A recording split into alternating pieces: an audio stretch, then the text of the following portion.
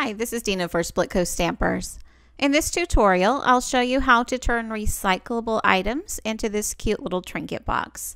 So I'm talking about cereal boxes and tape rolls, and you might normally throw these away, but we're going to turn them into a box today. I've got the inner ring from a roll of packing tape, and it's about 1 3/4 inches wide.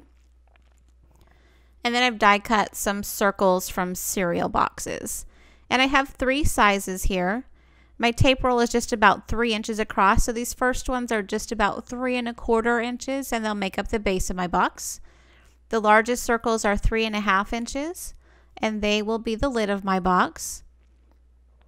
And then the smallest circles will go underneath the lid to keep the lid from sliding off the box. So I've cut 5 or 6 of each of these circle sizes, and I'm going to begin by gluing each stack of them together, making sure the edges are all lined up and even. It doesn't matter which way the pieces are facing in the middle of your stack, but you'll want the end pieces to have the unprinted side facing out. And you'll also notice that I've cut some of these pieces over the folds in the box, and that's fine. Just make sure those pieces are to the inside of the stack and not on the ends. As you get the stacks assembled, you might want to put them under a heavy book so that the layers dry tight together, and that's what I'm doing here.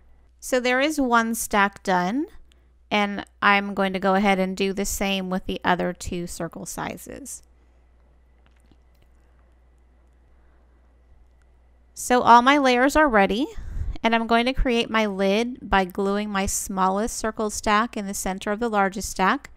And that's not going to make it a tight fit on the box, but it is going to keep it from sliding off the top.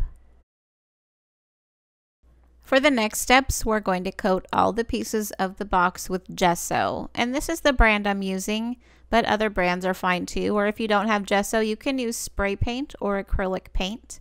Gesso just covers really well, and it's got a little grit in it, so it gives other paint something to grab onto.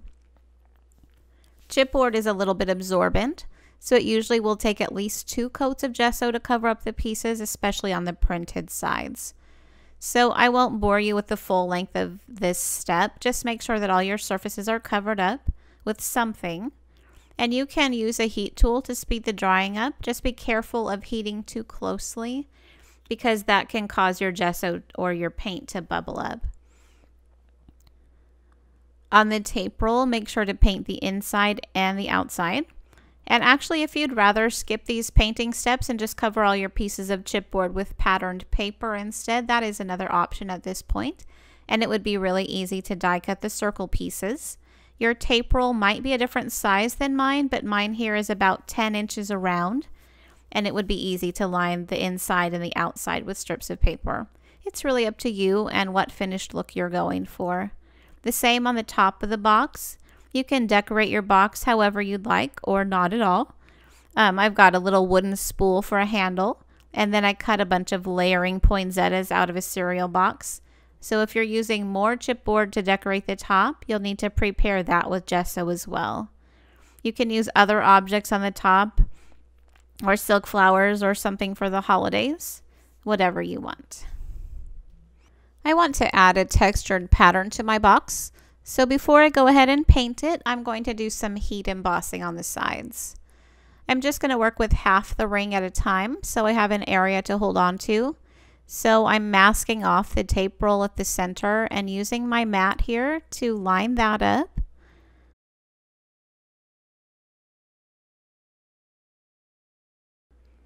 And then I'll ink up my background stamp here with Versamark ink. And I'll roll the ring across that just on the one side that's masked off.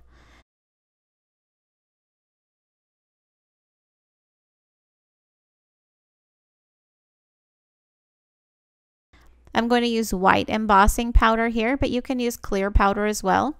And I'll heat set that, and then I will repeat this same process on the other side, so I have an embossed design that goes all the way around.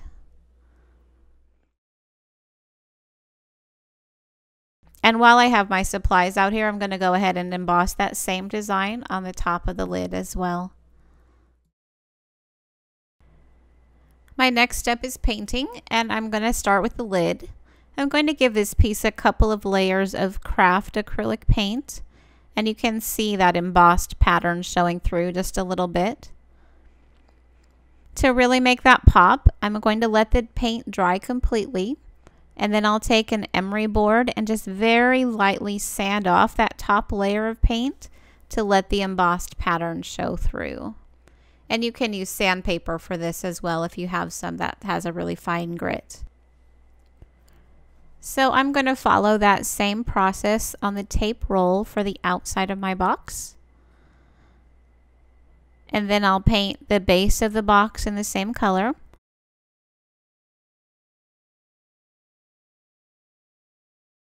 And once the paint is dry, if you want to add a little distressing to your box, you can sponge the edges.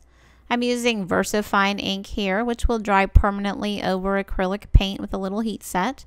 And I also decided to add just a little light stamping with this crackle stamp for just a little more texture and interest. I sponged the edge of the lid and also the base.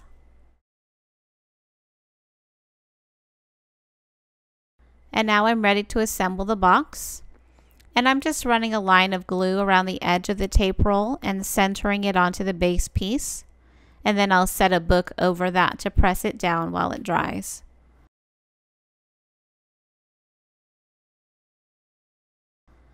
I set that aside, and here I'm finishing up the poinsettias that I'm going to put on the top of my box. Those already have a coat of pink craft paint.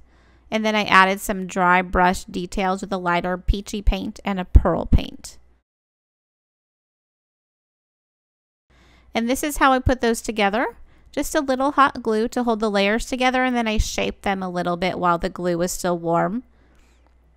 And then I did the others the same way.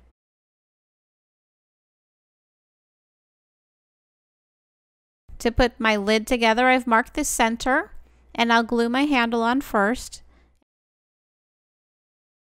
And then it's ready to put all the pieces together.